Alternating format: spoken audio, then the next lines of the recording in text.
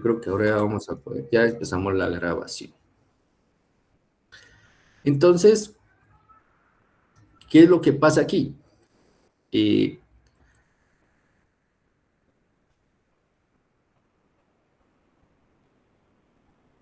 Tenemos esta construcción sobre estos conocimientos y esto nos permite a nosotros generar ese pensamiento sobre hacia dónde nosotros queremos establecer y qué es lo que nosotros queremos generar. Ahora, si nosotros comprendemos esta línea y comprendemos la acción que tenemos sobre el pensamiento estratégico, va a ser muy claro hacia dónde queremos llegar con nuestra propuesta estratégica. Vamos a tratar de generar, obviamente no vamos a ver todo el libro, pero vamos a ver algunas leyes que son importantes o que a mi juicio tienen un carácter importante para poder determinar qué es lo que nosotros vamos a necesitar y hacer en el principio estratégico. Obviamente, ustedes les voy a dar la palabra en algún momento para que ustedes puedan expresar qué ley fue la que más les impactó o qué ley creen ustedes que es relevante dentro de esta guía. Bueno, vamos a empezar por el principio, con la ley número 1. Y esta ley habla sobre nunca eclipses a tu maestro. ¿A qué se refiere esto de que nunca eclipses a tu maestro? Eh, Esto se refiere básicamente a... Solo de,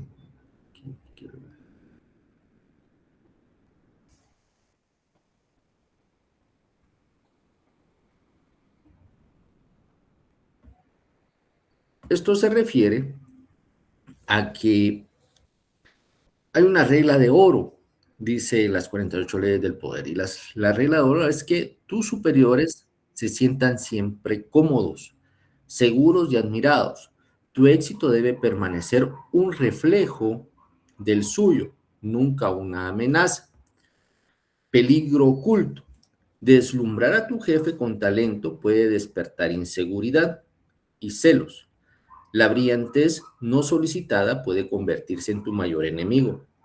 En un ejemplo histórico, el cortesano astuto que siempre ensalza a su rey prosperaba.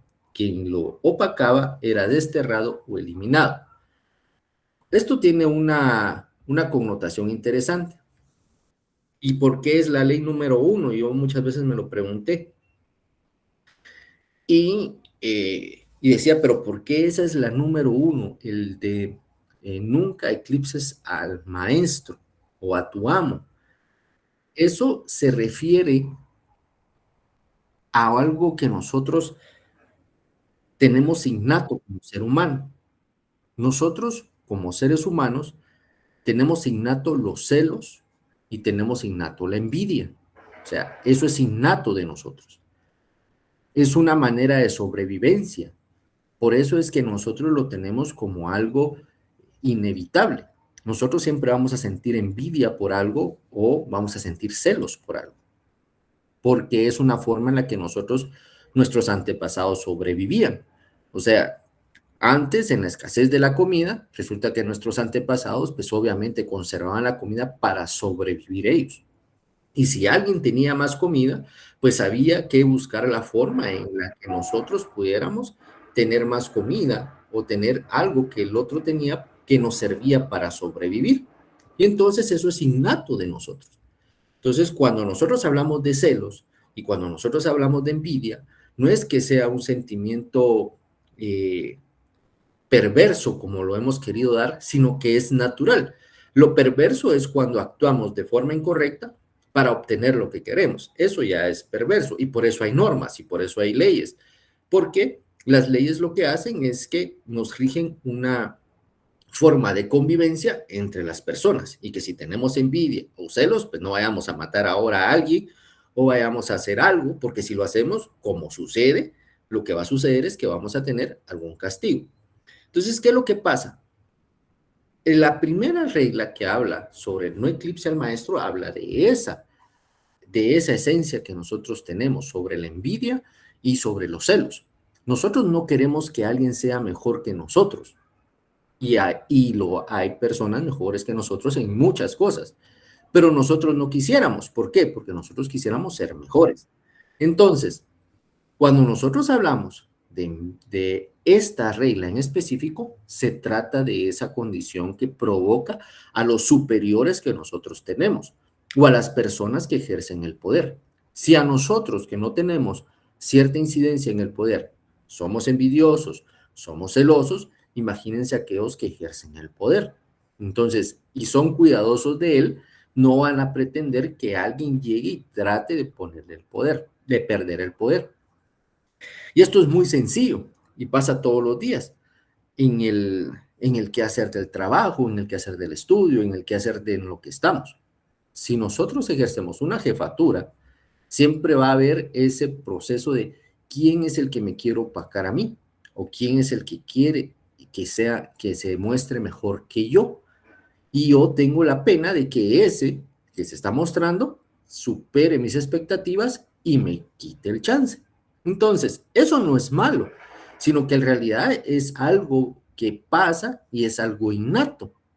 Pero por eso la regla de las 48 leyes del poder habla de eso. Y habla y dice, mire, si usted esencialmente muestra que es mejor que sea alguien que está superior a usted y que tiene más capacidades y que tiene más aptitudes, pero lo muestra, ojo, lo muestra y lo hace ver de esa manera, obviamente quien tiene esa capacidad no va a querer que usted le quite esa función de poder. ¿Por qué? Por la envidia natural, por la condición natural. Y entonces es aquí donde nosotros tenemos que empezar a pensar estratégicamente. El amo no es necesariamente el amo que dice las 48 leyes del poder o Maquiavelo, recuérdense que pues era una situación diferente, tiempos diferentes, pero el amo es alguien que ejerce algún tipo de poder sobre nosotros.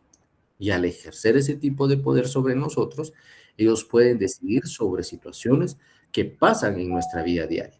Entonces, el amo puede ser tu papá, el amo puede ser tu mamá, el amo puede ser tu jefe, el amo puede ser cualquier persona. Y entonces eso lo que va a permitir es que con esta primera ley no es que nosotros tengamos que ser sumisos o decir a todos sí, no, sino que pensar estratégicamente cómo yo puedo no lastimar esas autoridades y cómo yo puedo determinar cómo no hacer que esas autoridades sientan celos sobre mí, porque eso perjudicaría mi acción deliberadamente. No sé si estamos claros con esta primera ley. Y empezamos con la número 1, porque es como para mí, es una esencia de por dónde nos tenemos que ir. O sea, no necesariamente tenemos que agachar la cabeza, pero ojo, si nosotros exponemos más de lo que tenemos, va a suceder ese celo natural y, y esa envidia natural que nosotros tenemos, que es innato. O sea, nosotros nacemos con esos sentimientos porque son sentimientos. Y entonces, cuando los tenemos, hacemos que las personas nos miren de diferente manera. No sé si estamos claros con esa. ¿Sí? Ok. Después, Sí, licenciado. Bueno. Sí, la pero yo ley no estoy de número acuerdo. 3. ¿Perdón? Yo Después, entiendo su punto de vista, pero no estoy totalmente de acuerdo, Lick. claro. Tengo El mi número punto de 3. vista, ¿verdad? Sí, la idea es que ustedes también tengan criterio, de esto se trata. Claro, La, claro. la ley número 3. Disimula tus intenciones, dice. Mantén a los demás en la ignorancia e incertidumbre. Quien no conoce tus verdaderos objetivos no pueden preparar una defensa efectiva ni anticipar tus movimientos. Cubre tus intenciones, no revelando el propósito detrás de tus acciones. Otto von Bismarck fue maestro en este arte. Usó engaños diplomáticos ocultando para unificar a Alemania, haciendo que sus rivales creyeran tener ventaja hasta que era demasiado tarde. Miren, pues, ¿quiénes juegan ajedrez o juegan cartas? Cuando alguien juega cartas, o alguien juega ajedrez, o alguien juega un juego de estrategia, la idea es hacer que la otra persona no conozca mis movimientos. ¿Por qué es ese el fin de estos juegos estratégicos? Porque lo que pasa es que esos juegos estratégicos lo que permiten es hacer que la otra persona, que los rivales, no conozcan mis cartas o mis movimientos de ajedrez. ¿Para qué? Para yo poder ganar. Entonces, uno en estos juegos estratégicos, que pueden ser las cartas o el ajedrez, lo que busca es no develar tus intenciones. Lo mismo pasa en este contexto. Cuando uno está haciendo estrategia o está pensando estratégicamente o algo lo quiere hacer estratégico, no es necesario develar tus intenciones, porque si no, los rivales van a ser capaces de poder entender qué es lo que tú quieres lograr. Y entonces, si tú lo quieres lograr, lo que va a suceder es que te van a establecer un lineamiento diferente. A ver, Acevedo. Acevedo. Sí, licenciado, perdón. Estas reglas, licenciado, vienen de muy tiempo atrás, según entiendo yo, y eso quiero que me lo aclare. ¿Todavía están vigentes ahorita en la actualidad, Lick? Sí. Teniendo Hoy, tanta evolución, tanto desarrollo, tanto crecimiento económico en el mundo, por ejemplo, la inteligencia artificial y todo eso que el mundo ha avanzado, todavía siguen sí, vigentes, Lick. ¿No será que todavía son estamos siendo un poco arcaicos en ese sentido y que estemos repasando conceptos que tal vez funcionaron en una época y tal vez ahora ya no? A ver, Disculpe, es una no tenga pregunta pena. No, y no, la está bien. considero para mí muy importante porque ¿no será que estamos aplicando reglas ahora que tal vez no están de moda, que ya pasaron? Acuérdense que ahora las generaciones nuevas tienen otros ideales, otros sentidos. Por ejemplo, a un millennial, a usted le ofrece un trabajo y no tiene tiempo de ir a la universidad, puede ser que no se lo acepte. O si no le da ciertas ventajas, no se las acepta. El mundo ha cambiado mucho y por eso me pregunto yo, ¿aún esto está vigente, Lick? ¿Y es aplicable? ¿Y lo están aplicando las empresas y los políticos y la sociedad en general? Gracias. Sí, claro. A ver, vamos a darle la palabra a Jairo y te voy a dar un par de ejemplos. A ver, Jairo. Licenciado, muy buenos días. Buenos días, compañeros. Sí, yo estoy de acuerdo en algunos aspectos que menciona Edgar, pero esto no se aplica, digamos, a la moral, sino a la conservación del poder. Por eso es de que se vuelve amoral para algunas personas que tenemos nuestros valores éticos muy altos. ¿Ok? Bueno, miren, pues, como les dije, cuando empezamos a leer la ley de Sun Tzu y cuando empezamos a leer Maquiavelo, esto es un pensamiento estratégico que vamos a verlo como eso. Obviamente, si yo esto lo leo así en frío y lo leo sin esa explicación previa, lo que sí estoy diciendo es que no lo voy a entender o no lo voy a aplicar como yo creo, porque el libro obviamente es literatura y como es literatura necesita tener un avance establecido de explicación. ¿Qué es lo que pasa? Si yo vengo y leo, ¿por qué me pasó a mí? O sea, no van a pensar ustedes que no. Cuando yo leí hace 20 y pico de años Sun Tzu, el, el arte y leí Maquiavelo, esto no es para mí. Y sí lo leí, y los leí y dije, no, esto Maquiavelo no es para mí. No entendía el fin justifica los medios, por ejemplo. Cuando leí las 48 leyes del poder, que eso fue en el 2010, un poquito más, yo entendí también de que empecé a comprender por dónde es que iban las condiciones. Como dicen por ahí un mensaje, no es literalidad, es cómo yo interpreto esto para el beneficio estratégico de mi pensamiento. Por eso es que no está desfasado o que no tiene una condición de pensamiento antiguo, sino que al contrario, todos estos elementos son incluso de un pensamiento actual. Si nosotros miramos las estrategias que actualmente se están desarrollando, que ustedes ojean Maquiavelo, que ustedes ojean Sun Tzu, que ustedes ojean las 48 leyes del poder, se van a dar cuenta que esta condición sigue aplicando en la actualidad. Y por eso los puse a ver las películas. Y si quieren podemos entrar, metemos un par de películas ahí. ¿Qué es lo que pasa en La dictadura perfecta? ¿Qué es lo que está sucediendo dentro de La dictadura perfecta? Es una película que ejemplifica muy bien cómo los medios de comunicación funcionan y cómo generan desde una perspectiva de narrativa ese pensamiento hacia la población. Y ahí sí se maneja estrategia comunicacional.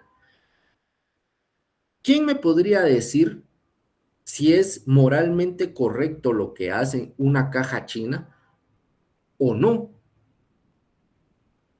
¿Es correcto o es incorrecto hacer una caja china? A ver, alguien que levante Es la mano. correcto. ¿No? Perdón, licenciado, una caja chica. China, la caja china, la que usan en la película, en las 48 leyes del poder. Perdón, en Ya, la dictadura perfecta. no puedo ¿Es opinar, no correcto? lo he visto. Ok. ¿Y alguno ha visto? Solo permítame un segundito. Cuéntame, Hershey, que estoy en...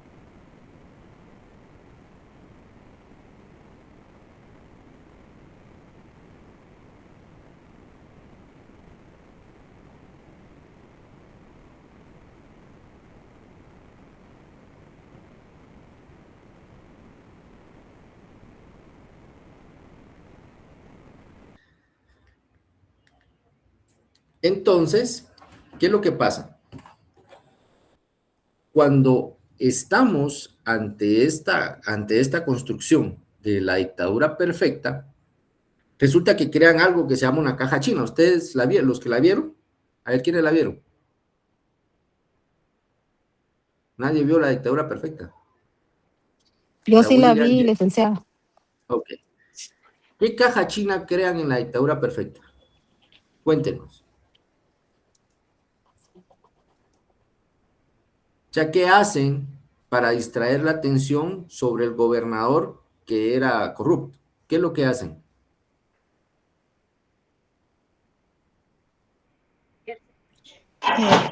La distracción más grande, licenciado, es bueno, para darle realce, digamos, a la carrera del gobernador, es el haber creado un secuestro de una familia. Exacto. Y entonces, Sí, perdón. Sí, exacto, continúe crean un usted. secuestro y hacen un secuestro. ¿Y qué es lo que sucede en el secuestro? Pues el secuestro quita toda la atención del gobernador, que era corrupto, que tenía estas intenciones, y el gobernador iba a ser presidente de México, ¿no? ¿Sí o no? Claro, Según la película. claro. Y el Es lo apoyo que del le medio. llamamos una cortina de humo generada Exactamente. por los mismos medios de Ahora, comunicación muchas veces. ¿cuántas cortinas de humo me pueden explicar ustedes actualmente? Aquí en Guatemala o en cualquier parte del mundo, ¿cuántas cortinas de humo ustedes miran dentro de los medios? Lo del seguro de los vehículos fue una. Ajá, ¿qué más? El seguro de los vehículos, ¿Qué más cortinas de Subsidio de humo? combustible. Subsidio de combustible, delincuencia, asesinatos. Esas son cortinas de humo. A ver, William, Jens. Lick, una consulta. Ahorita, como la película esta de la dictadura, ¿usted cree que ahorita todo eso puede estar pasando aquí en Guatemala o en otro país? ¿Usted qué cree? Que sí. Exacto, sí. Entonces esto, ¿qué es lo que pasa? Y voy a tratar de responderle al compañero que no me acuerdo que fue, Acevedo era el apellido. ¿Por qué es actual? Porque todo eso está saliendo de esto que nosotros leímos. Las cortinas de humo, los virus, las pandemias, todo esto nace de esto. Y entonces no es aplicar la literalidad del libro, sino que es entender cómo nosotros estamos utilizando estos pensamientos que se hacía o que se hicieron, como el arte de la guerra, Maquiavelo y las 48 leyes del poder, sin literalidad, sino que se están aplicando dentro de estas condiciones. Si ustedes vieron la película y leyeron Maquiavelo, leyeron Sun Tzu y leyeron las 48 leyes del poder, lo que están viendo es que todas esas premisas están puestas tanto en comunicación, como es la dictadura perfecta, como es la ley de Herodes. Entonces ustedes están entendiendo cómo en esas ejemplificaciones, cómo está funcionando el proceso estratégico y que estas son las bases para cambiar ese pensamiento lineal a un pensamiento estratégico. Por eso es que cuando nosotros miramos ese tipo de películas, lo que nosotros, o esos tipos de ejemplos, nosotros lo comparamos rápidamente con lo que está pasando actualmente. Y ahora, con las redes sociales, es aún más poderoso el tema. Ustedes han escuchado el término noticias falsas, que yo estoy en contra de ese término, yo personalmente. ¿Por qué? Porque la esencia, yo que soy comunicador, la esencia de la noticia es ser verdadera. Entonces no le puedo poner una noticia falsa, porque le estoy quitando la esencia, pero así se llama, fake news, y así les pusieron. Pero ¿qué es lo que pasa? Ustedes miran una red social y está lleno de esas noticias. ¿Qué es lo que quiere hacer? ¿Será cierto todo lo que está pasando? ¿Será cierto todo lo que nosotros leemos? ¿Será cierto todo lo que nosotros escuchamos? ¿Tenemos la capacidad de tener eso? No, pero ¿para qué lo hacen entonces? ¿Por qué nos mienten? ¿Por qué nos están diciendo cosas que no están pasando? ¿Por qué no son las noticias falsas? Porque están creando una narrativa y esa narrativa tiene que ver con alguna estrategia y esa estrategia tiene que ver con alguna acción que quieren que nosotros logremos. A ver, Jairo. Perdón, me agarró desayunando. Licenciado, solamente quería hacer un aporte. Y el aporte es, si alguno no ha visto o ya lo vieron, la serie Colosio, mírenla, es muy buena. No sé si usted ya la vio. No la he visto. Tiene que Pero ver con el poder y cómo la gente, pues, la gente mala se deshace de personas buenas que quieren gobernar con justicia, digamos, y hacen prevalecer estas 48 leyes que usted dice. Muchas gracias, licenciado. Y así vamos a encontrar una serie de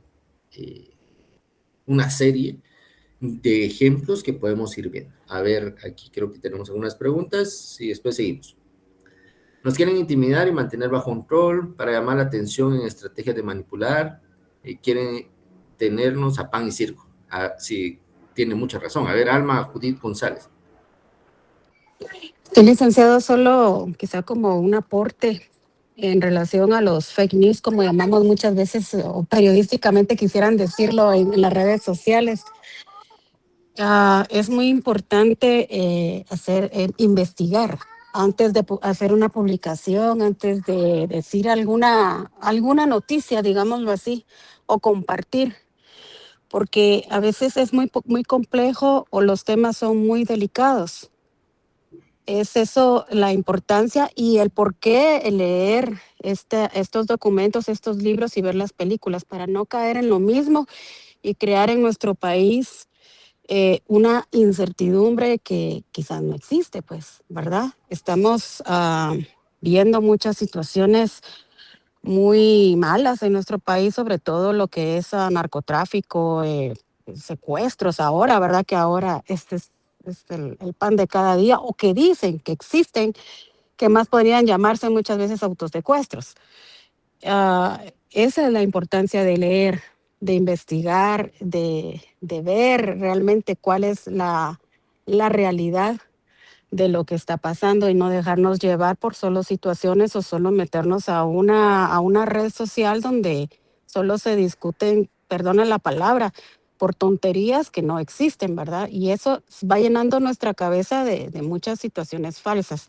Entonces, instar, ¿verdad? A leer, y sobre todo este tipo de lecturas que usted nos ha dejado, que pues para mí son muy valiosas y hoy en día pues nos sirven mucho, ¿verdad? Nos sirven a pesar de los pensamientos que se tengan, digamos, los futuristas, que no llenan muchas, o no nos resuelven muchas dudas, por decirlo así. Gracias, licenciada. No, a la orden. No, pero miren, lo más importante aquí es que ustedes comprendan que esto es un proceso estratégico. Ojo, aquí estamos pensando y hay que abrir esa mente. Por eso les dije, una de las características de este curso es que vamos a tratar de abrir la mente a pensamientos estratégicos, a cómo estratégicamente se están haciendo las cosas y por qué se hacen. Y por eso es que era importante conocer pues todo el detalle que hablamos sobre la comunicación, sobre conocer a los grupos objetivos, conocer los mensajes, etcétera. Porque también hay comunicación negativa y también hay estrategia negativa y también hay mensajes negativos que son de posicionamiento estratégico. O sea, yo no soy muy fan de eso, pero sí existen y a veces se tienen que usar. Entonces, eso es lo que nosotros tenemos que pensar cuando nosotros estamos hablando de estrategia. Cómo abrir la mente y cómo visualizar las cosas para poderlas analizar. Por ejemplo, la ley 6 que habla sobre busca la atención a toda costa. Dice, sé memorable.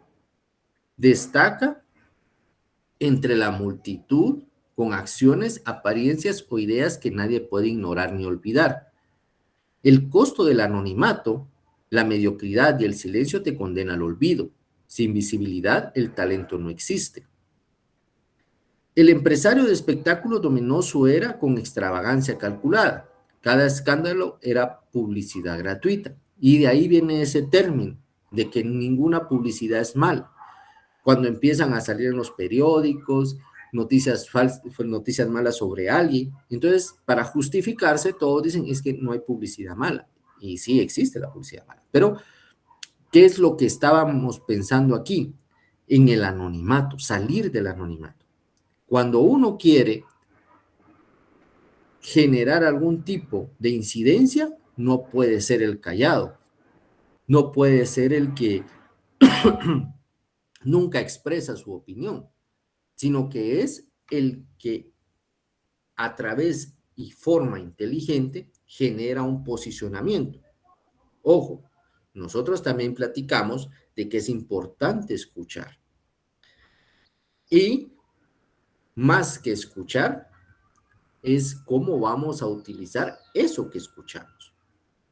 Entonces, cuando nosotros estamos pensando en cómo vamos a mejorar algo o cómo vamos a incidir en algo, nosotros tenemos que establecer que sea tomada nuestro pensamiento. Entonces, cuando yo estoy pensando en eso, yo tengo que salir del anonimato. La gente tiene que saber que yo existo. Y entonces, cuando la gente o mi grupo sabe que yo existo, lo que yo voy a decir va a tener alguna incidencia. Y aquí viene la práctica que nosotros hemos hecho. Entendemos que yo voy a decir algo que la gente va a aceptar. ¿Y cómo voy a hacer yo para que la gente acepte lo que yo dije? ¿Cómo creen ustedes?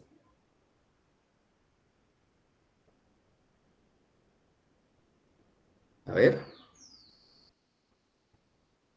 Si yo soy el emisor, ¿cómo sé que mi receptor va a aceptar lo que yo estoy diciendo? Cualquiera. Tendría que tener una buena estrategia. Ajá, pero para tener una buena estrategia, ¿qué tengo que hacer yo? Para que si yo estoy hablando algo, usted, yo la quiero convencer a usted de algo, usted tiene que estar, Tienes que yo conocer a tu tenga la público objetivo. conocernos. Entonces, cuando usted conoce a las personas a las que se está dirigiendo, usted ya está pensando estratégicamente. ¿Por qué? Porque si yo quiero salir del anonimato y quiero saber que la gente va a escuchar lo que yo digo, la gente tiene que aceptar lo que yo digo. Pero para que la gente acepte lo que yo digo, primero tengo que conocer qué es lo que quiere escuchar la gente. No sé si me explico. No sé si me explico y por qué vamos atando todos estos elementos estratégicos, porque todo emana de esa condición. O sea, si yo conozco todo esto, yo voy a poder salir del anonimato. O sea, salir del anonimato no quiere decir, miren, hoy siempre vengo vestido formalmente, pero un día por salir del anonimato vine de pantaloneta o vine sin camisa. O sea, eso no va a generar obviamente me van a criticar, pero eso es estratégico, obviamente me van a conocer, pero eso es estratégico para lo que yo quiero lograr, no. Entonces yo tengo que conocer a mi grupo objetivo para poder decirle, miren, esto es lo que yo quiero que ustedes sepan de mí. Y ahí voy a salir del anonimato entendiendo qué es lo que yo voy a decir. No sé si estamos claros ahí, chicos.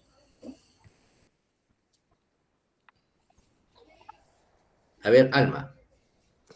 Este licenciado, yo creo que una de las bases principales es, si usted quiere ser escuchado y estén atentos a lo que usted está diciendo, es conocer las necesidades de la persona primero, llegar al punto y como lo he explicado muchas veces, llegar al sentimiento de esa persona, que es lo más importante para que usted pueda darle digámoslo así, la solución a sus intereses. Así es. Miren, aquí hay algo interesante, dice Andrea. Lick, pero ahora hasta lo más ridículo y atrevido es para llamar la atención en las redes, lastimosamente. Miren, pues, yo no soy, ¿cómo es el término? Lo que la mayoría de los patojos tienen ahora, que nació con las redes, es que ya la traen, se me fue la palabra, pero yo... Influencer. No, yo soy alguien que empezó a escribir con máquina de escribir, por ejemplo. Y entonces las redes para mí crecieron conmigo. ¿A qué me refiero? A que yo primero estuve con un pensamiento muy diferente, porque yo no teníamos teléfonos, aprendimos a escribir en una máquina de escribir, empecé a ver teléfonos desde sus inicios, pero hay personas que nacieron con toda esa tecnología. Hay jóvenes que no saben qué es una máquina de escribir. Hay jóvenes que no saben qué es un cassette. Hay jóvenes que no saben qué es un acetato, ni cómo funciona. Yo sí, por ejemplo. Entonces, ¿qué es lo que pasa?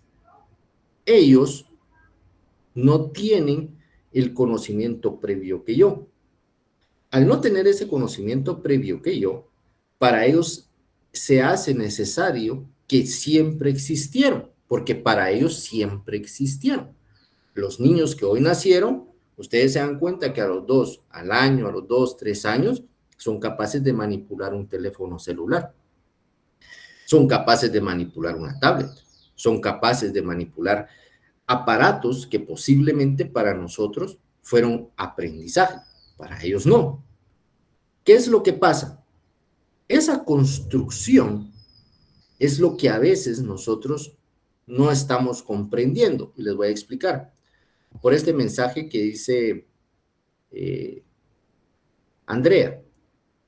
Pero hasta lo más ridículo y atrevidos para llamar la atención en las redes. Yo estoy hablando de mi persona, que les estoy explicando cómo estoy formado. Para mí eso es ridículo. Para mí eso es algo que no tiene sentido. Que las patojas bailen, que los patojos bailen, que hagan cosas que para mí yo no las haría, pero yo no estoy dentro de ese grupo objetivo.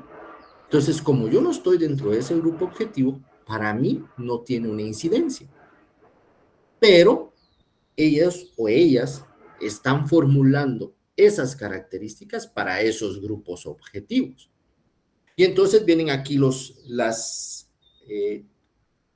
cuando nosotros ejercemos una decisión y decimos, bueno, pero si ellos están haciendo TikToks donde bailan, donde ladran, donde ahora se creen perros, donde ahora se creen gatos, esos para nosotros son ridiculeces y hasta son muchas cosas de risa, pero para ellos no.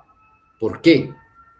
Porque ellos están en un posicionamiento diferente y en un pensamiento diferente al de nosotros. Entonces, y ustedes se van a dar cuenta y los pueden ver, estas personas tienen una gran cantidad de seguidores, que son a los que sí les interesan estos mensajes. En cambio, nosotros los miramos como otro pensamiento porque no somos su grupo objetivo, porque no somos las personas a las cuales ellos quieren llegar. Entonces, eso es lo que nosotros tenemos que empezar a comprender. Si yo conozco que estas personas que nacieron con la tecnología, que ya nacieron con un celular, que ya nacieron con esos pensamientos, para nosotros va a ser diferente, porque yo no nací con eso. Entonces, yo, al final, tengo que establecer estratégicamente y pensar estratégicamente que ellos piensan diferente a mí, porque crecieron en condiciones diferentes. Pero eso no significa que no vayan a ser, que no los tendríamos que conocer ni establecer ciertas líneas estratégicas. No sé si me voy a explicar con esto. ¿Por qué? Porque nosotros no podemos pensar que otra persona está equivocada si tiene éxito, porque entonces no es para nosotros lo que se está diciendo. ¿Eso qué significa? Y volvemos a los principios de la clase. No es codificable para mí. Yo no lo codifico. Pero otras personas sí lo están codificando porque está codificado para ellos. Ahora, todos estos elementos que nosotros estamos viendo, o esta intención de que ustedes leyeran y que vieran, era para establecer y abrir ese proceso estratégico de pensamiento. La ley 15, por ejemplo, habla de aplastar por completo a tu enemigo. Y dice, no dejes cabos sueltos. Un rival herido, pero vivo, es un peligro latente, que acumula resentimiento y espera el momento para la venganza. Un enemigo al que perdonas a medias, rara vez te perdona a ti. La clemencia mal aplicada es debilidad, no virtud.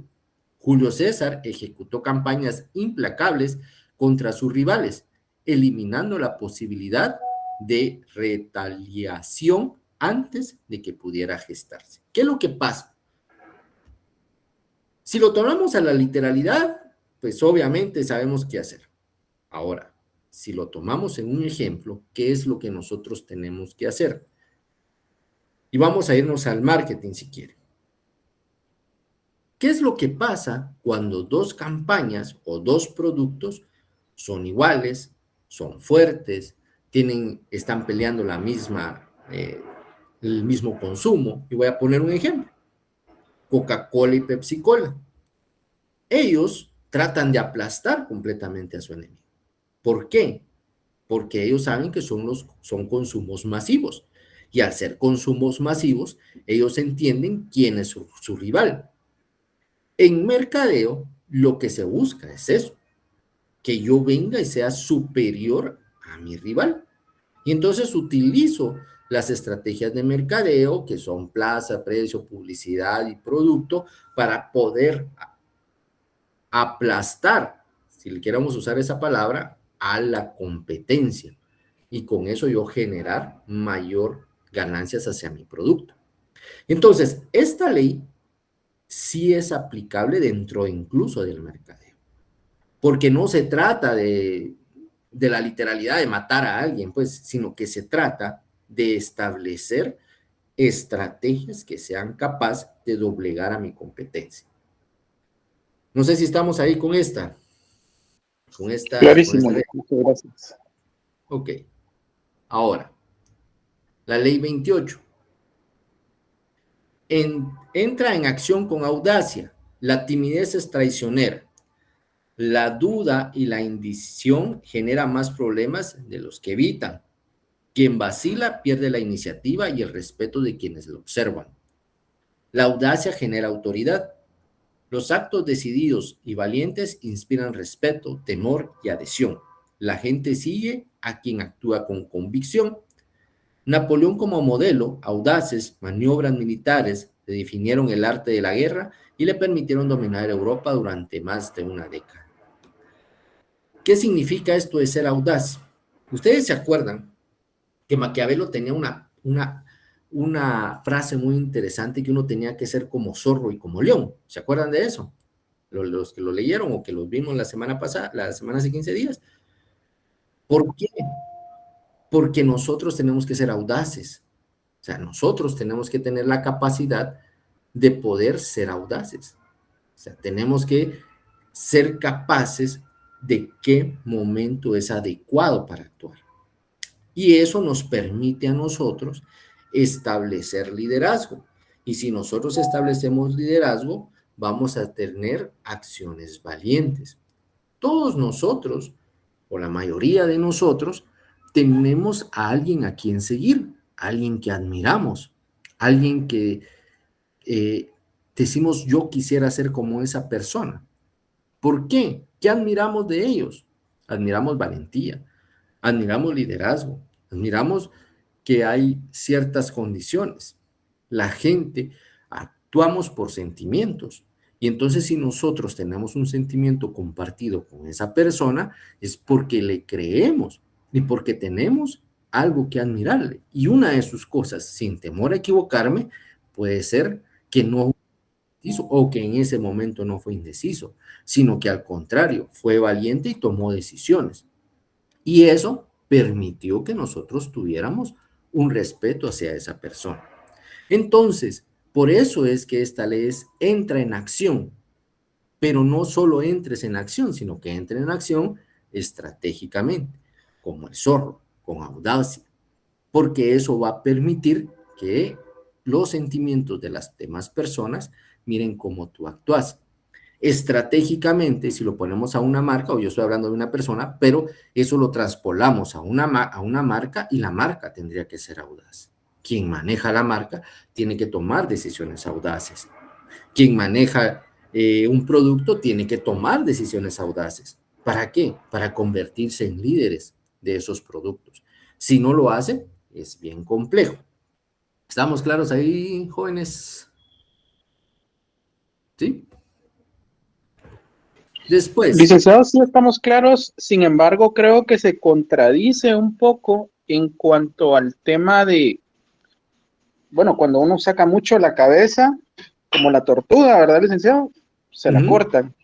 Entonces, ¿no cree usted que hay como una especie de contradicción acá en la ley anterior y lo que yo le estoy mencionando ahorita? Sí, y si ustedes leyeron las 48 leyes del poder, todas las leyes tienen contradicción con una anterior. Y eso lo admite este personaje en el mismo libro. Los que leyeron las 48 leyes del poder se dieron cuenta que cada ley tiene algo que se llama la excepción. ¿Quiénes leyeron el libro? Yo lo leí y sí tiene excepción. Exacto, y es ahí donde él establece la contradicción que tú me dices, Jairo. Porque en las excepciones dice, pero aquí pasó diferente. ¿Por qué? Porque sí hay esa contradicción. Eso es lo que hace tan interesante el libro, porque ahí lo que está diciendo es, miren, sí es cierto, y esta puede tener una contradicción sobre lo que yo estoy diciendo. Al primero dije que no le tengo que hablar fuerte a mí, o no tengo que sobrepasarme sobre el amo, pero aquí dice que tengo que salir del anonimato. Y entonces, o sea, ¿sí o no? Pero el tema no es sí o no, el tema es estratégicamente el momento, cómo voy a usar ese proceso, cómo voy a usar eso, cómo voy a usar esa ley, si esa ley me conviene o no me conviene. Y ahí es donde venía la audacia, y ahí es donde viene la formulación en la que yo la tengo que utilizar. Porque los que leyeron el proceso, si leyeron las excepciones, se van a dar cuenta que las excepciones hablan exactamente de eso, cómo no funcionó esa ley y en qué momento no funcionó esa ley. Licenciado, entonces ahí es donde podríamos decir de que se aplica el pensamiento estratégico, en saber si sí o no. Sí, él sabe, ahí es donde empezás a pensar. Por eso te digo, el libro no se, y se lo dije desde el principio, no puede establecerse la literalidad, porque si nosotros lo establecemos en la literalidad vamos a encontrar contradicciones, y contradicciones muy fuertes, como la que tú estás planteando. Pero tú, en tu pensamiento estratégico y en tu función audaz, vas a decir, bueno, esto sí me sirve ahorita, esto no me sirve ahorita, esto sí es una acción que puedo tomar en este momento, esta no. Y ahí es donde te volvés estratégico, porque empezás a generar un pensamiento distinto, empezás a ver las cosas de forma diferente, y entonces las atacás de forma diferente. Y entonces la máxima queda, piensa distinto y obtendrás resultados distintos, piensa igual y vas a obtener resultados iguales. Pero ¿qué es lo que pasa? Para obtener resultados distintos, yo tengo que saber estratégicamente qué tengo que hacer. Y estos libros lo que hacen es eso. Te dicen, mire, aquí tiene una variedad de información que nosotros estamos dando. Empiécelas a usar estratégicamente. Pero no significa, yo voy a empezar una campaña y voy a empezar con la ley 1, 2, 3, 4, 5, 6, 7, 8. No, yo voy a empezar. Voy a hacer comunicación estratégica. ¿Qué ley me sirve para el grupo objetivo que ya estudié y ya conozco qué es lo que quiere? La ley tal habla sobre descubrir el talón de Aquiles. La ley 33, esa me sirve. O la ley 14, o la ley 12, o Maquiavelo dijo tal cosa, o Napoleón estableció tal otra, o los estoicos, por ejemplo, tienen otros pensamientos que posiblemente sí me sirvan. Entonces, todos esos elementos lo que me van a permitir a mí es pensar estratégicamente cómo actuar. Porque yo quiero lograr un objetivo, pero no necesariamente me tengo que ir a la literalidad. No sé si me explico con lo que a tu respuesta, Jaime, a tu pregunta, perdón, Jaime. Sí, totalmente, licenciado. Sin embargo, pues, digamos, no es tan sencillo aplicar el pensamiento estratégico, ¿verdad? Porque Claro. hay una serie de contradicciones ahí que no juegan con los valores tampoco. Entonces, por eso es difícil. Pero de eso se trata, me imagino, ¿verdad? Sí, o sea, la idea obviamente no es sencillo, porque si fuera sencillo, hay algo que a mí me gusta mucho, dice, si es muy sencillo, todo lo harían. No sé si me explico. Por eso es que los estrategas son pocos o son muy delimitados. ¿Por qué? Porque necesitan mucho trabajo, necesitan mucho conocimiento. No es que alguien que leyó las 48 leyes del poder y con eso ayuda, soy estratega. No, eso no funciona así. Es un proceso grande volverse estratega. ¿Por qué? Porque tenés que tener mucho conocimiento, y tenés que tener mucha audacia, y tenés que tener mucha experiencia, y tenés que tener muchos errores para empezar a generar un proceso estratégico. Entonces, cuando te volvés un gran estratega, o sea, alguien se vuelve un gran estratega, no es de la noche a la mañana, sino que es una construcción de todos los elementos. ¿Por qué? Porque incluso si ustedes se van a ver con topes morales, con topes éticos, que existen en la realidad. Ustedes dicen, pues yo no puedo aplicar esto aquí. ¿Por qué? Porque es un tope moral, porque es un tope ético, porque yo no lo voy a hacer. Entonces, ahí es donde tú empiezas a contorsionar el proceso estratégico y pensar de forma diferente. Como les digo, este curso es para eso, no es para volverlos estrategas. Es muy complejo volverlos estrategas en una hora cada semana durante 4 meses. Es muy complejo. Pero ¿qué es la intención o el objetivo? Es abrirles la mente a ustedes de que sí, se puede volver un estratégico, pero hay que tener ciertos elementos para convertirte en estratégico. Y entre más ustedes tengan conocimiento, entre más ustedes conozcan, entre más ustedes lean, entre más ustedes miren, entre más experiencia tengan, más estratégicos y más funcionales se van a volver para acceder a cumplir un objetivo. Miren, Y yo voy a tratar de ser aquí un poco más, no sé, humilde o sencillo. Pero ¿qué es lo que pasa? Yo soy licenciado en Ciencias de la Comunicación y soy publicista. Y me enseñaron esto de la comunicación, de la publicidad, etcétera. Y me empezó a gustar este tema de la estrategia, me empezó a gustar hacer estrategias de comunicación, estrategias de marketing. Y tenía una falencia. Y yo me di cuenta que no sabía nada de lo legal. Nada. O sea, lo legal para mí era como no conocer. Y entonces entendí, por azares del destino, empecé a estudiar Derecho. Y entonces, ¿qué pasó? Derecho y comunicación me hicieron más comprensible qué era lo que estaba sucediendo. Y entonces, mis estrategias ya no eran solo enfocadas en comunicación, sino que mis estrategias ya tenían un contenido legal. Entonces, yo ya entendía, bueno, esto lo puedo hacer, esto no lo puedo hacer. La norma me permite esto, la norma no me permite esto, porque empecé a pensar como abogado. Entonces decía, esto sí lo puedo hacer, esto no lo puedo hacer, esto sí lo puedo hacer, esto no lo puedo hacer.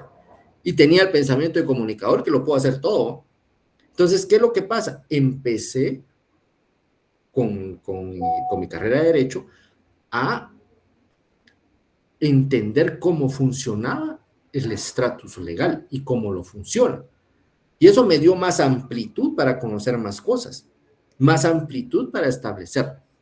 De ahí digo, bueno, ¿qué estudio? Y entonces estudié una maestría en política pública, porque necesitaba empezar a conocer cómo funcionaban las políticas públicas y en qué se fundamentaba. Entonces eso me dio más instrumentos a mí para poder generar estrategia. Y así recibo cursos de geopolítica, he recibido cursos de periodismo científico, he recibido cursos de marketing, he recibido cursos de autoestima, he recibido cursos de psicología, porque todos esos elementos me van sirviendo a mí para liberar mi pensamiento. Entonces, entre más ustedes tengan conocimiento, entre más se metan a cursos libres, y posiblemente uno no entendería. Ahora estoy por empezar a comprender un poco de programación, por ejemplo, de ingeniería. Yo jamás he sido bueno para las matemáticas, pero tengo que empezar a comprender un poco de programación por las nuevas tendencias, porque ahora los algoritmos es un tema de programación, entonces tengo que entenderlas desde la programación para poder generar estrategias desde ese pensamiento. Y entonces, ¿qué es lo que pasa? Todos esos elementos me van sirviendo a mí para ser más audaces, me van sirviendo a mí para crear un pensamiento que me sirva a la hora de actuar, a la hora de, mire, licenciado, fíjese que tenemos esta estrategia, usted nos puede ayudar. Entonces yo ya no solo miro la parte comunicacional, ahora miro la parte de derecho, ahora miro la parte de leyes, ahora miro la parte de política, ahora miro la parte de geoestratégica, ahora miro la parte prospectiva. Y entonces eso va generando una serie de elementos que voy descubriendo en función a la generación de estrategia. Uno no termina de aprender. Con ustedes yo he aprendido mucho. Por eso es que a mí me gusta mucho dar clase, porque yo aprendo mucho. Entonces, eso me va sirviendo a mí. Y ese es el consejo que yo les puedo dar a ustedes. Entre más ustedes conozcan, entre más ustedes miren, entre más ustedes estudian, más capacidades para solventar, resolver problemas van a tener. No sé si hay alguna duda hasta ahí, chicos. No, de momento todo bien, licenciado, gracias. Ok, perfecto. Y es otra cosa que me encanta, porque se me va el tiempo rapidísimo, son las 10. Entonces, no sé si alguien quiere hacer alguna pregunta. Licenciado, disculpe. ¿Sí? Quiero que me dé su opinión y también quiero escuchar la opinión de los alumnos o de los compañeros, perdón, si es que tienen algo. ¿Usted ha visto esas campañas publicitarias en donde el mismo promotor o el mismo dueño del producto lo contradice? Por ejemplo, los cigarros, ¿va? Fumar produce cáncer, ¿va? Y tienen un rotulito ahí, ¿verdad? Las comidas, la comida rápida, por ejemplo, ¿va? Hay algunas que hablan de que la comida rápida es mala, pero la venden, ¿verdad? Ese tipo de acciones, ¿cómo se puede tipificar dentro del curso de una estrategia? Yo me recuerdo muy bien que en Venezuela hay una cerveza que se llama Polar, y es la fábrica, es la cerveza del pueblo, ¿va? Es como la Gallo aquí, digamos, valga la propaganda. Pero ellos tienen una fundación polar, y la misma fundación polar trabaja, se comprometió con la sociedad a no pagar publicidad en la televisión de cervezas. Fíjese, por ejemplo, en Venezuela, hace años, pues no sé si ya cambiaría, no hacen propaganda de cerveza, no, que solo sale Fundación Polar, y la Fundación Polar tiene infinidad de programas, va, para la sociedad, para la educación y todo. Por un lado, ese poder económico trabaja en la sociedad, y por otro lado, vende cerveza, ¿verdad? ¿Cómo se encaja esto en el curso, Lick? Si usted me puede dar una iluminación en eso, una aplicación de qué están aplicando ellos en ese sentido. Ok, aquí hay que tener una claridad y muy certera sobre qué es el objetivo que tiene cada uno. Por ejemplo, yo ese ejemplo lo pongo muchas veces cuando doy los cursos de comunicación, tal vez no estratégicas, sino que tratar de entender narrativas, por ejemplo. ¿Qué es una narrativa? Una narrativa es un cuento. Y un cuento no necesariamente real, pero nosotros no lo creemos. Nosotros escuchamos narrativas desde que nacemos, porque para dormirnos alguien nos contaba un cuento. Todos sabemos el cuento de Caperucita, todos sabemos Blancanieves, todos lo sabemos. Y fue algo que nos contaron. ¿Qué pasa? Cuando nosotros tenemos una narrativa, lo que estamos tratando de hacer es que las personas reaccionen hacia algo y se crean lo que nosotros estamos diciendo. En el tema de las marcas, o en el tema de la cerveza, la Coca-Cola, las comidas rápidas, todos nosotros sabemos, o la mayoría de nosotros sabemos, que son dañinas. Pero nosotros las consumimos. O sea, nosotros venimos y, mira, ¿sabes qué? Nos vamos a echar una cervecita y todos aceptamos una cerveza. Pero nosotros sabemos que esa cerveza es dañina. Nos hace daño a la salud, nos hace daño a nuestro riñón, nos hace daño a todo. Y entonces ustedes miran la publicidad, lo que tú hablabas. ¿Cuándo han visto ustedes que en una publicidad aquí de Guatemala, cuándo hablamos aquí de que han visto ustedes una publicidad de gente borracha? No, toda la publicidad de la cerveza y de licores son edecanes bellísimas, playa, diversión, estatus, que si hablamos de whiskies, eso lo miramos siempre. Nunca vamos a ver a gente disfrutando. ¿Qué es lo que están haciendo esa publicidad? ¿Qué están moviendo? Un sentimiento. Y es un sentimiento de alegría, es un sentimiento positivo, es un sentimiento tal, es un sentimiento éte. Entonces, ese es el trabajo de ellos. ¿Por qué? Porque lo que ellos quieren es vender. Y por eso son de las industrias más poderosas a nivel mundial. O sea, ustedes miren aquí a Guatemala, ¿cuál es la industria más fuerte? Es la venta de licor y la venta de cerveza. Pero estos elementos no necesariamente son saludables, pero ellos nunca van a sacar un anuncio sobre lo que está pasando. Y eso pasa con todos los productos. Nos vamos a la Coca-Cola. La Coca-Cola produce diabetes porque es altamente dulce. Pero ¿qué es lo que sucede? Pues nos mueven el sentimiento de la Navidad porque está el osito de la Coca-Cola. Y entonces, ¡ay, qué bonito el osito de la Coca-Cola! Entonces uno va y mira los 3 litros de Coca-Cola puestos en la mesa y los pone ahí. Y uno hasta a veces, es que un vaso de Coca-Cola sirve para subir el azúcar. O sea, hasta nos inventamos ese tipo de cosas, ¿no? Pero ¿qué es lo que pasa? Eso es lo que está pasando ahí con esta cerveza. O sea, están moviendo ese sentimiento hacia el otro lado. Porque ellos tal vez determinaron, miren, es que la fundación al final nos va a servir para no vender, pero siguen vendiendo, sigue habiendo consumo. Entonces, lo que ustedes tienen que ver y que es por eso este curso, ustedes tienen que ver qué es lo que está pasando detrás de, porque para eso son los comunicadores. Yo soy un fiel creyente de que está bien, de que los anuncios, de que los mensajes, de que las fake news, de que las estrategias de cortinas de humo o caja china, como le quieran llamar, está bien para los demás. O sea, está bien para toda la gente, para los que no son comunicadores o no tienen experiencia en comunicación estratégica, pero para nosotros no, porque para nosotros entendemos por qué están haciendo eso, por qué están haciendo esa propaganda para la cerveza, por qué están haciendo esa propaganda para la Coca-Cola, por qué McDonald's vende tantas hamburguesas, por qué Pollo Campero vende tanto pollo campero, tanto pollo frito, pero nosotros lo entendemos. Entonces nosotros, con ese conocimiento, tomamos decisiones, sí o no, o nos ayuda para hacer algo, o nos ayuda para tomar decisiones propias. A ver, Juan Aguilar, y de ahí Acevedo, y terminamos con esto, ¿les parece? Y seguimos la próxima semana. A ver, Juan Aguilar. Yo quería comentar, estuve leyendo un poquito el tema del licor.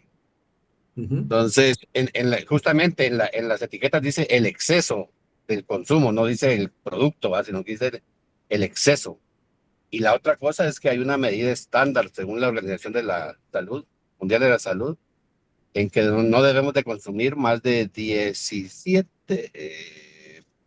no me acuerdo el número exacto, pero digamos hay una cantidad de alcohol que el cuerpo puede procesar por hora. Entonces, digamos, si uno se toma una cerveza, por decir, en una hora, pues en realidad uno no se emborracha.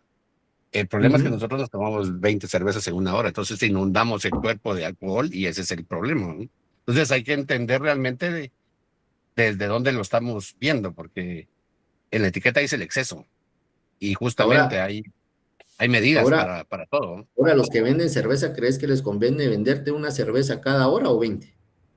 No, las 20, pues, pero o sea, justamente lo que usted decía, si nos tomamos el tiempo para educarnos y para entender las cosas, es más fácil cambiarlo.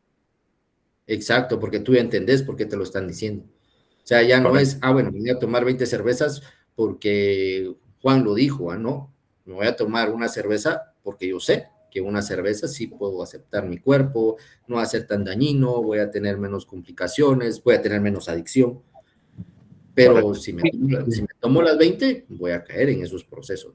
A ver, Acevedo, y terminamos. Perdón por tanta interrupción, Lick. Otra preguntita. ¿En qué medida cree usted que las redes sociales han influido en una especie de tamiz, en una especie de depuración de todo esto que pasa con estas estrategias que al final pues tienen engaño y tienen cosas irreales y cosas, por decir, contradictorias, y cómo las redes sociales pueden depurar este conocimiento hacia la sociedad? Porque muchos dicen las redes sociales son malas porque solo tienen fake news o cualquier cosa de estas, ¿no? Pero todos entendemos de que las redes sociales han venido también a despertar un poco en la sociedad esa inquietud que todos tenemos, ¿no? Esa capacidad humana de tener o de decir no estoy de acuerdo, ¿va? O de conocer a los actores. ¿Cómo ve usted el papel de las redes sociales desde ese punto de vista y no desde el punto de vista que muchos dicen que solo son fake news? Gracias. Lo que pasa es que las redes sociales son una herramienta y así hay que considerarla, una herramienta. Y aquí voy a poner un ejemplo. Usted con un martillo puede construir una casa o puede destruir una casa con la misma herramienta, que es un martillo. Y entonces, una red social es una herramienta. Usted puede crear o puede destruir con esa herramienta. Entonces, la red social no es la culpable. Quien hace uso de la red social es el culpable. Y aquí es donde nosotros tenemos que pensar, ¿qué queremos nosotros hacer con la red social? ¿Queremos construir o no? ¿Queremos hacer algo bueno o algo malo? ¿Nuestro objetivo es o es positivo, o nuestro objetivo es negativo? Y como le digo, la red social es una herramienta, como la inteligencia artificial es una herramienta. Lo que yo haga con esa herramienta va a depender de mi objetivo. Entonces, obviamente, alguien va a querer hacer algo malo, o alguien va a querer hacer algo bueno. Alguien va a querer desinformar por alguna estrategia, o alguien va a querer informar por alguna estrategia. Entonces, yo soy de la idea de que a las redes sociales, a la inteligencia artificial, hay que tomarlas como herramientas. Insisto, lo podemos comparar con un martillo. Un martillo es una herramienta que sirve para destruir o para construir. Y lo mismo pasa con una red social. Es una herramienta. Podemos construir o podemos destruir. Eso va a ser de qué objetivo es el que nosotros nos planteamos. Bueno, espero ahí responder. A la próxima semana, pues vamos a seguir platicando. Voy a tratar de darles un esquema básico de estrategia de comunicación para que ustedes se la puedan llevar. Igual vamos a tratar de platicar un poco sobre estos temas. No sé si tienen alguna duda o alguna pregunta, y si no, pues aquí nos quedamos y los espero la próxima semana. ¿Estamos? Gracias, licenciado. Licenciado, usted enviaría siempre el enlace de Meet, ¿verdad? Para que nos podamos reunir. Ah, sí, la otra semana igual, como que fuera una clase normal, solo que la vamos a hacer fuera de horario, fuera de tiempo, porque según el cronograma, pues se acaba hoy, pero vamos a hacer una clase última la próxima semana, ¿les parece? Sí, con gusto, gracias. Sí, licenciado, muchas gracias. Bueno, licenciado, y a todas las mamás les deseo un feliz día de las madres. Y al final era clase 7, entonces. Gracias, licenciado. Gracias. Gracias, ingeniero. Bendiciones. Gracias, bendiciones. Gracias, feliz día. Buen día. Feliz día. Hay alguien que preguntó ahí sobre una tarea que no pudo subir. Si quieres, me la pueden mandar no sé si todavía no te deja el Classroom, pero si todavía hay alguna tarea, me la pueden mandar a mi correo y yo la reviso ahí. Es Carlos, voy a escribir aquí mi correo.